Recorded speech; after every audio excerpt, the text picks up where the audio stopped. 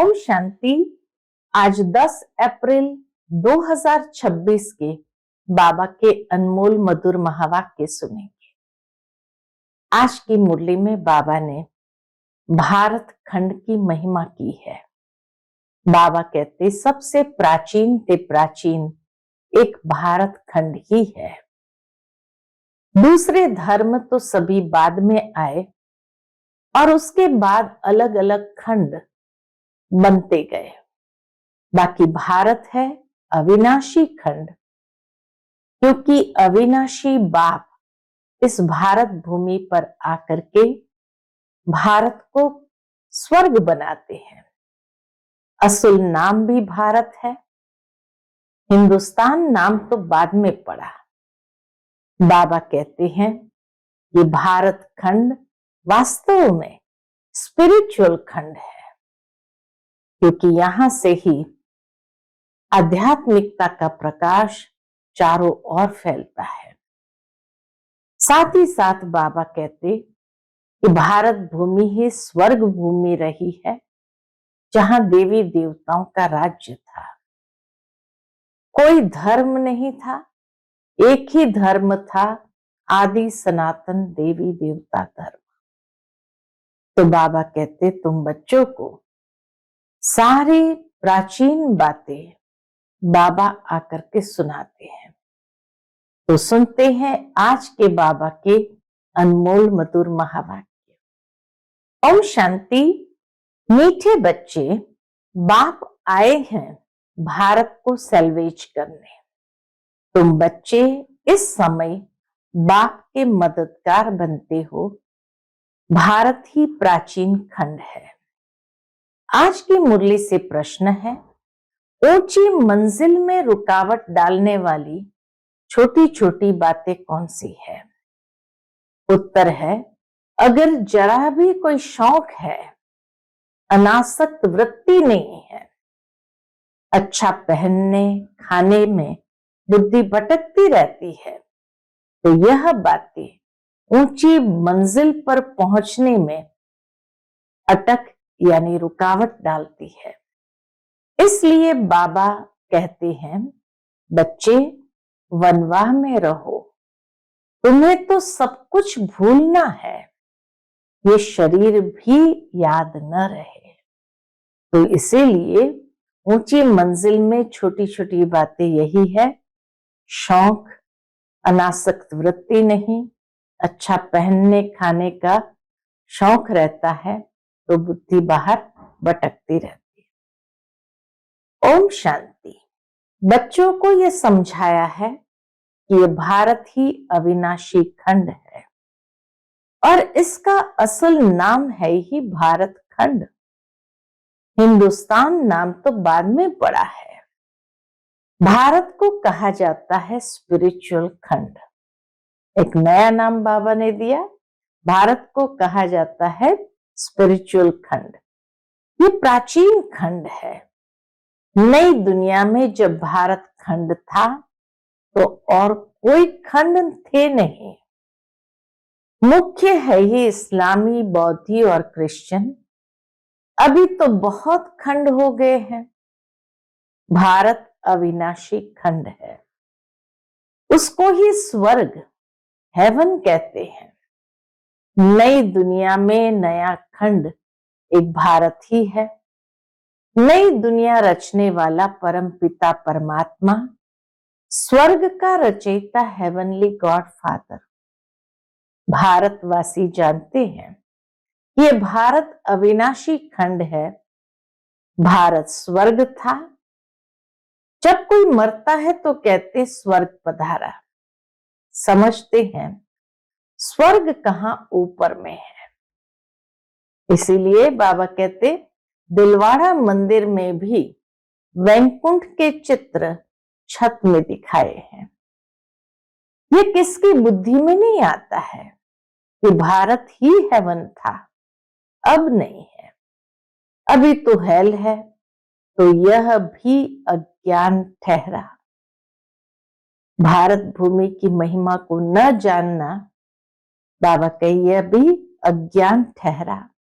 ज्ञान और अज्ञान दो चीजें होती है। ज्ञान को कहा जाता है दिन, अज्ञान को रात। घोर सोजरा और घोर अंधियारा कहा जाता है। सोजरा माना राइज, अंधियारा माना फॉल। मनुष्य सूर्य का फॉल देखने के लिए सनसेट पर जाते हैं। अब वह तो है हद की बात। इसके लिए कहा जाता है ब्रह्मा का दिन, ब्रह्मा की रात। अब ब्रह्मा तो है प्रजापिता, तो जरूर प्रजा का पिता हुआ। ज्ञान अंजन सतगुरु दिया, अज्ञान अंधेर विनाश। यह बातें दुनिया में कोई भी नहीं समझते हैं। यह है नई दुनिया के लिए नई नॉलेज। हेवन के लिए हेवनली गॉड फादर की नॉलेज चाहिए। गाते भी है फादर इज नॉलेजफुल, गाते भी है कि फादर इज नॉलेजफुल। तो टीचर हो गया। फादर को कहा जाता है पतित पावन, और कोई को पतित पावन कह नहीं सकते। श्री कृष्ण को भी नहीं कह सकते हैं। पतित पावन ये शब्द सिर्फ परमात्मा के साथ ही लगता है। फादर तो सबका एक ही है। श्री कृष्ण तो सबका फादर है नहीं। वह तो जब बड़ा हो, शादी करे, तब एक दो बच्चे का बाप बने। राधे कृष्ण को प्रिंस प्रिंसेस कहा जाता है। कभी स्वयंवर भी हुआ होगा। बाबा कहे जब वो प्रिंस प्रिंसेस है तो कभी स्वयंवर भी हुआ होगा। शादी के बाद ही माँ बाप बन सकते हैं। उनको कभी कोई वर्ल्ड गॉड फादर नहीं कह सकते। वर्ल्ड गॉड फादर सिर्फ एक ही निराकार बाप को कहा जाता है। ग्रेट ग्रेट ग्रैंडफादर शिव बाबा को नहीं कह सकते। ग्रेट ग्रेट ग्रैंडफादर ये सिर्फ ब्रह्मा बाबा के लिए कहा जाता है।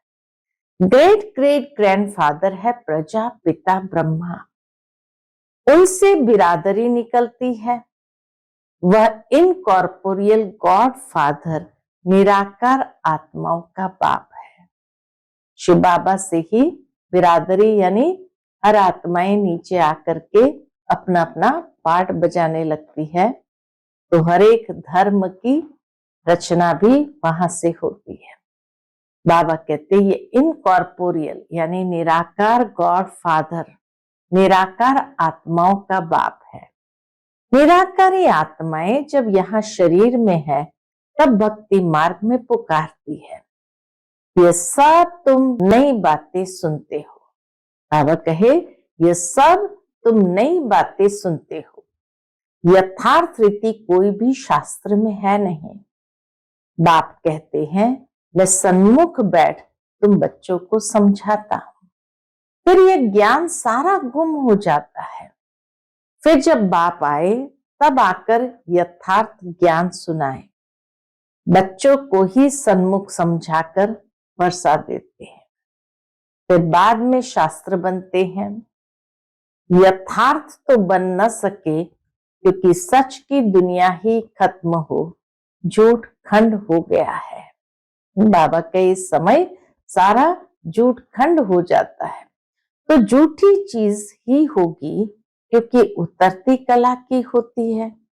मनुष्य की है उतरती कला, दुनिया की उतरती कला। तो बाबा कहे तो झूठी चीज ही होगी क्योंकि उतरती कला ही होती है। सच से तो चढ़ती कला होती है। भक्ति है रात, अंधियारे में ठोकर खानी पड़ती है। माथा टेकते रहते हैं। ऐसा घोर अंधियारा है, मनुष्य को तो कुछ भी पता नहीं रहता है। दर दर धक्के खाते रहते हैं। इस सूर्य का भी राइज और फॉल होता है, सूर्य उदय और सूर्य अस्त।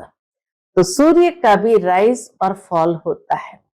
जो बच्चे जाकर देखते हैं, अब तो तुम बच्चों को ज्ञान सूर्य का उदय होना देखना है।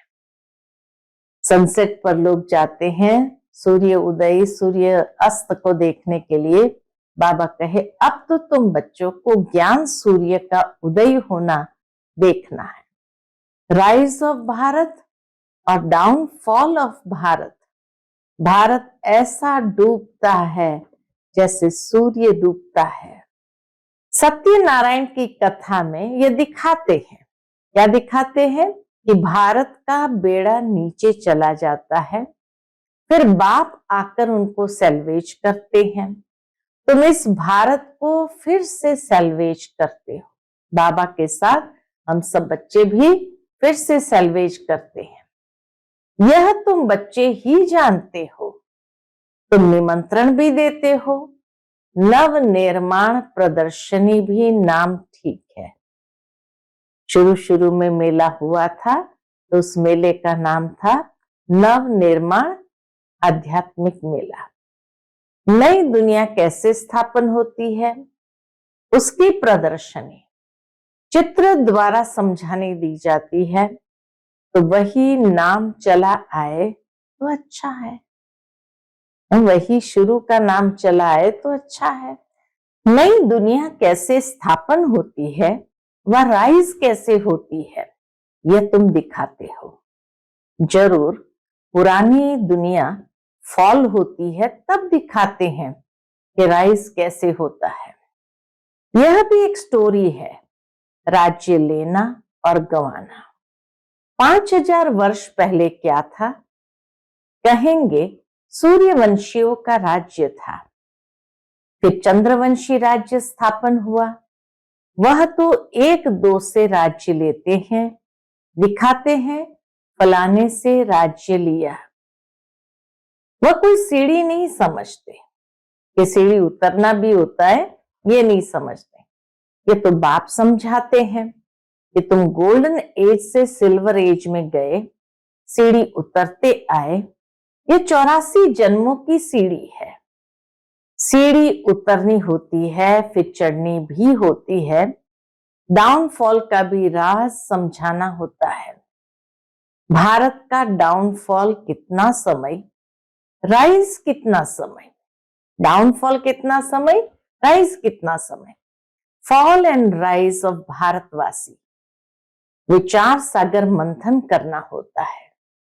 मनुष्य को टेम्पटेशन में कैसे लाए और फिर निमंत्रण भी देना है। भाइयों बहनों आकर समझो। बाप की महिमा तो पहले बतानी है। शिव बाबा की महिमा का एक बोर्ड होना चाहिए। पतित पावन, ज्ञान का सागर, पवित्रता सुख शांति का सागर, संपत्ति का सागर, सर्व का सदगति दाता, जगत पिता, जगत शिक्षक, जगत गुरु शिव बाबा से आकर अपना सूर्यवंशी चंद्रवंशी वर्षा लो। बाबा कहे ये जरूर लिखना चाहिए, टेम्पटेशन देना चाहिए। तो एक बोर्ड पर लिखो परमात्मा की महिमा और कहो कि जगत गुरु शिव बाबा से आकर अपना सूर्यवंशी चंद्रवंशी वर्षा लो। तो मनुष्य को बाप का पता पड़े। बाप की और श्री कृष्ण की महिमा अलग अलग है। यह तुम बच्चों की बुद्धि में बैठा हुआ है। सर्विसेबल बच्चे जो है वे सारा दिन दौड़ा दौड़ी करते रहते हैं। अपनी लौकिक सर्विस होते भी छुट्टी लिए सर्विस में लग जाते हैं। यह है ही ईश्वरीय गवर्नमेंट। खास बच्चियां अगर ऐसी सर्विस में लग जाए तो बहुत नाम निकाल सकती है। सर्विसेबल बच्चों की पालना तो अच्छी रीति होती रहती है, क्योंकि शिव बाबा का भंडारा भरपूर, जिस भंडारे से खाया वो भंडारा भरपूर, काल कंटक दूर। तुम हो शिववंशी। वह रचता है, ये रचना है। बाबुल नाम बहुत मीठा है। बाबुल माना पिता, तो बाबुल नाम बहुत मीठा है। शिव साजन भी तो है ना। शिव बाबा की महिमा ही अलग है।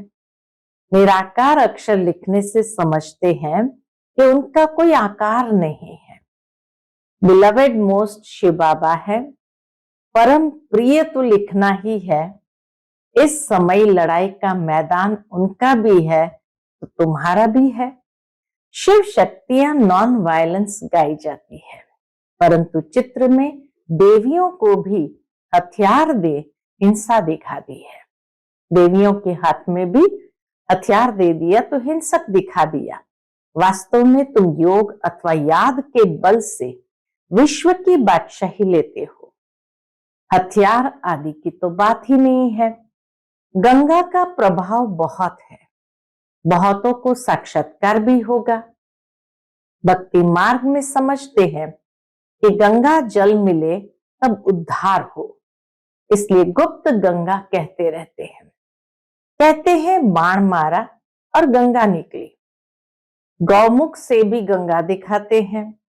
तुम पूछेंगे तो कहेंगे गुप्त गंगा निकल रही है। बाण मारा, वहां से भी गंगा निकली, गुप्त गंगा बहती है, गौमुख से भी निकलती है। त्रिवेणी पर भी सरस्वती को गुप्त दिखाया है। मनुष्य ने तो बहुत बातें बना दी है। यहाँ तो एक ही बात है, सिर्फ अलफ बस। अल्लाह आकर बहिष्ट स्थापन करते हैं, खुदा हेवन स्थापन करते हैं, ईश्वर स्वर्ग स्थापन करते हैं। बाबा कहते हैं अल्लाह बहिष्ट स्थापन करते, खुदा हेवन स्थापन करते, ईश्वर स्वर्ग स्थापन करते हैं। वास्तव में ईश्वर तो एक है। यह तो अपनी अपनी भाषा में भिन्न भिन्न नाम रख दिए हैं, परंतु यह समझते हैं कि अल्लाह से जरूर स्वर्ग की बादशाही मिलेगी। यहां तो बाप कहते हैं मन मना भव।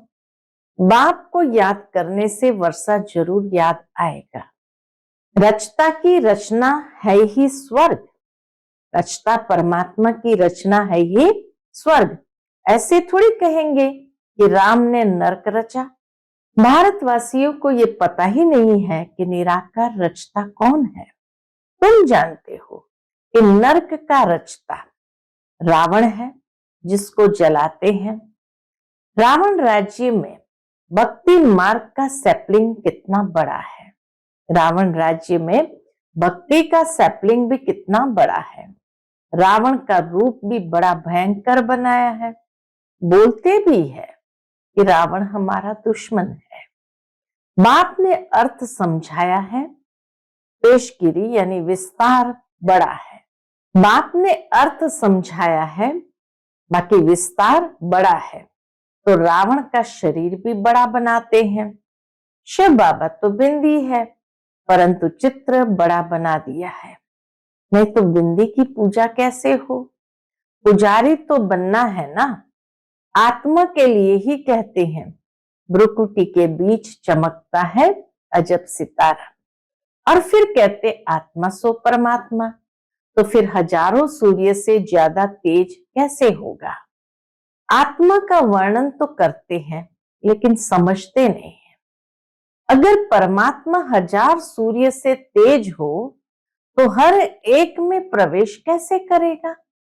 इतना तेजोमय है तो वो प्रवेश कैसे करेगा।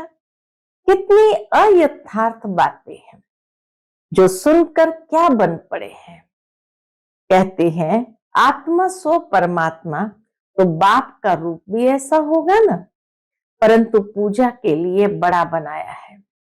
पत्थर के कितने बड़े बड़े चित्र बनाते हैं। जैसे गुफा में बड़े बड़े पांडव दिखाए हैं, जानते कुछ भी नहीं। यह है पढ़ाई। धंधा और पढ़ाई अलग अलग है। धंधा और पढ़ाई दोनों अलग अलग चीज है।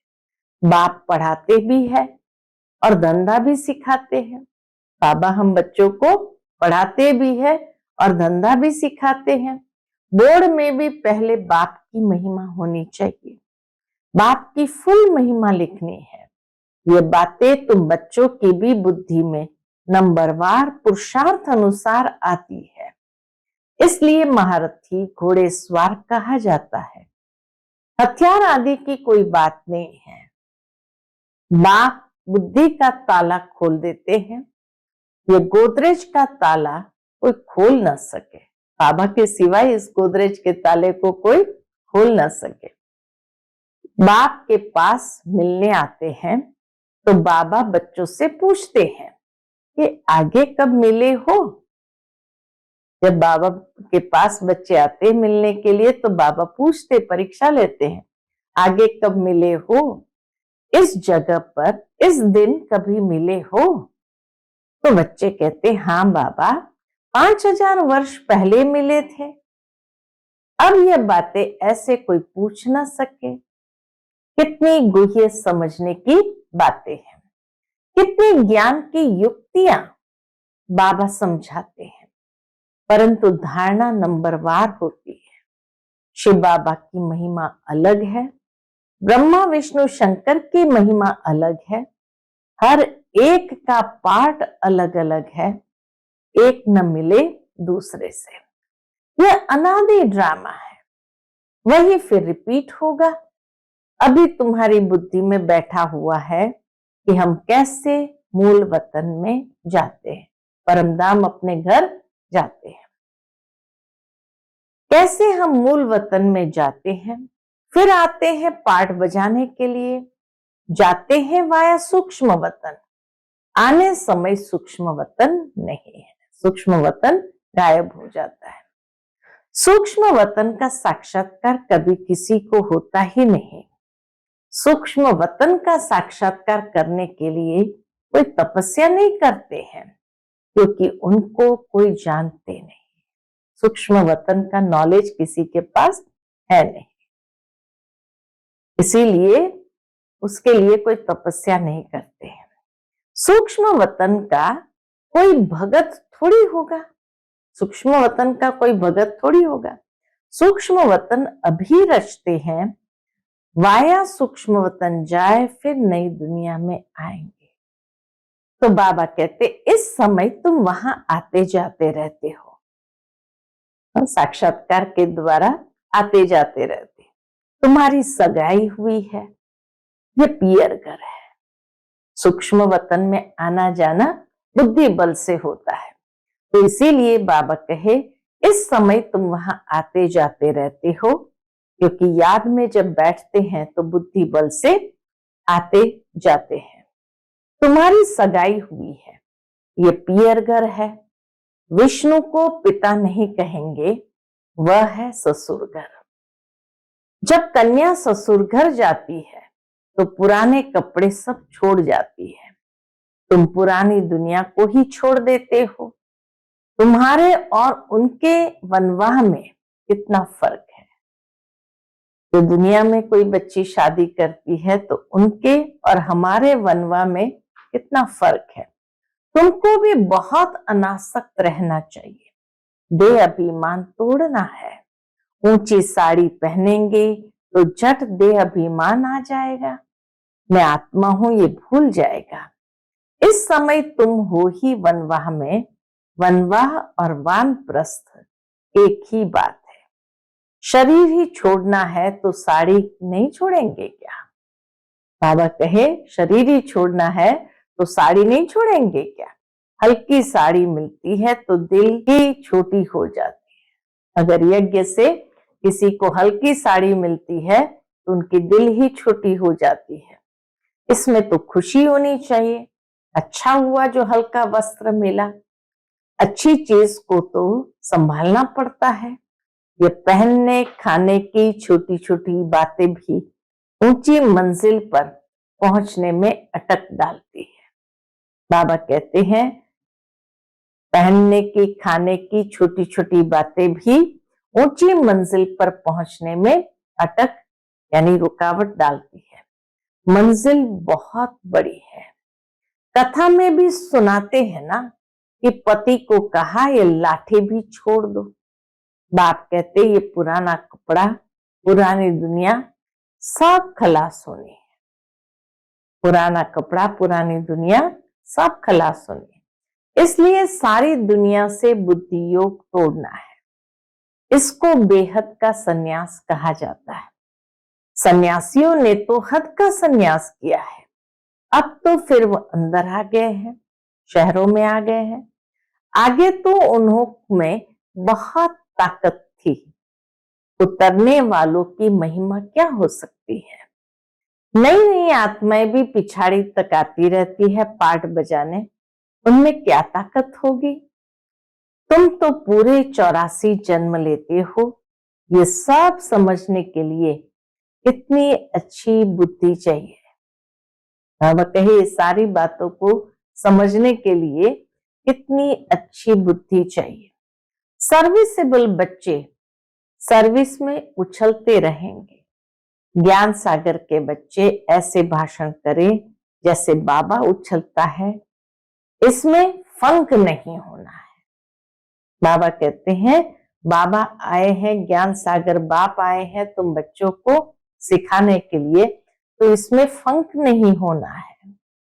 अच्छा, मीठे मीठे सिकिलदे बच्चों प्रति माता पिता बाप दादा का याद प्यार और गुड मॉर्निंग। रूहानी बाप की रूहानी बच्चों को नमस्ते।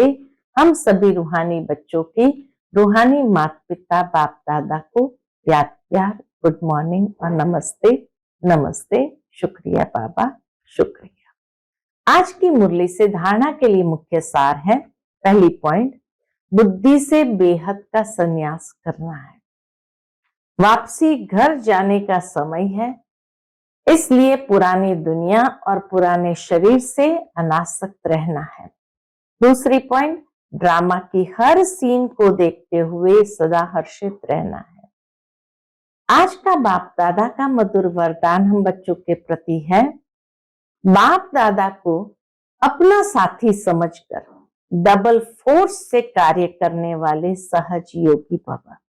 बाप दादा को अपना साथी समझकर डबल फोर्स से कार्य करने वाले सहज योगी भव।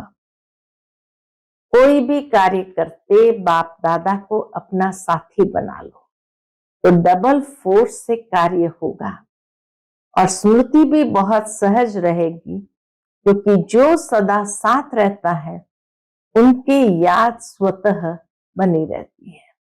जो सदा साथ रहता है उसकी याद स्वतः ही बनी रहती है।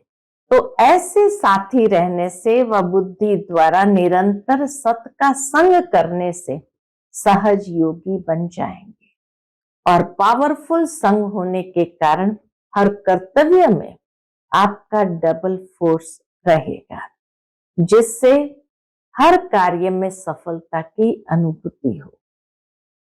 आज का स्लोगन है, महारथी वह है जो कभी माया के प्रभाव में परवश न हो। आज का व्यक्त इशारा, महान बनने के लिए मधुरता और नम्रता का गुण धारण करो। उसके अंतर्गत बाबा कहते मधुरता ही ब्राह्मण जीवन की महानता है। जहां मधुरता है वहां पवित्रता है। बिना पवित्रता के मधुरता आ नहीं सकती।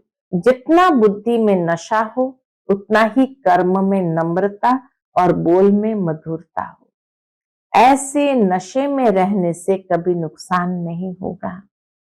सिद्धि को पाने वाले स्वयं को नम्रचित, निर्माण, हर बात में अपने आप को गुण ग्राहक और मधुरता संपन्न बनाएंगे। सिद्धि को प्राप्त करने वाले स्वयं को नम्रचित, निर्माण, हर बात में अपने आप को गुण ग्राहक और मधुरता संपन्न बनाएंगे। अच्छा, ओम शांति।